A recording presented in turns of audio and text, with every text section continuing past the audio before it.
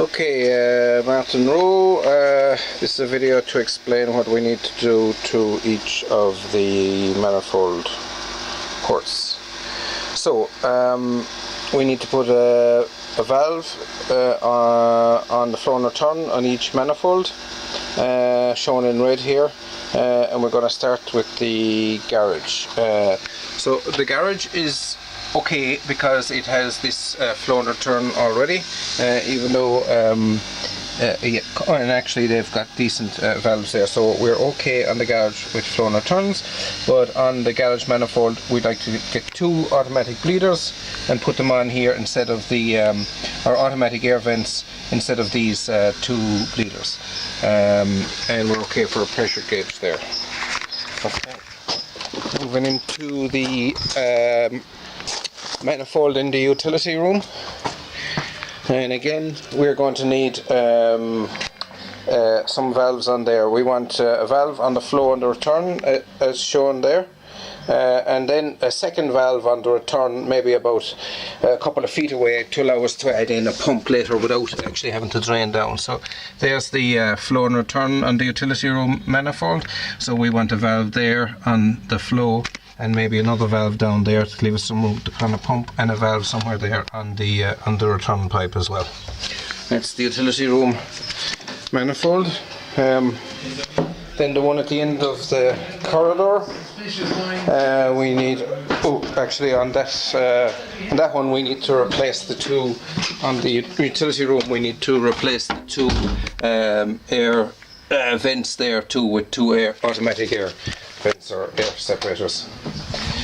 Then on the one at the end of the corridor we need to put the same thing, two valves. So we can see there are two old pump valves that actually leak every time you touch them, so you can either leave or replace those, and then we need to put two valves here for the flow and the return, and then also somewhere maybe up here on the return put another valve, allowing us space to put in a pump and non-return valve and stuff there if we want to later on, without having to drain down the whole system.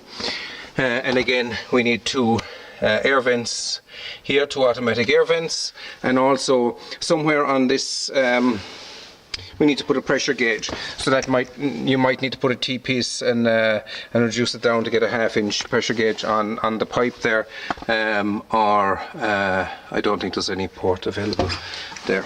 Okay, and the very last one then is the manifold upstairs, or otherwise known as the bedroom manifold, and again here we need two valves on the flow and return, and another valve to allow us to put a pump in later if we need. So a valve on the flow and return there, and another valve further down on the return, and replace the two, or actually one. There's an air vent there already, an automatic air vent already, and we just need one there. And then we would like another pressure gauge up here somewhere, so maybe putting a T-piece on one of those and putting the pressure gauge out here somewhere on the pipe, to show us the pressure upstairs. That's it on the four manifolds.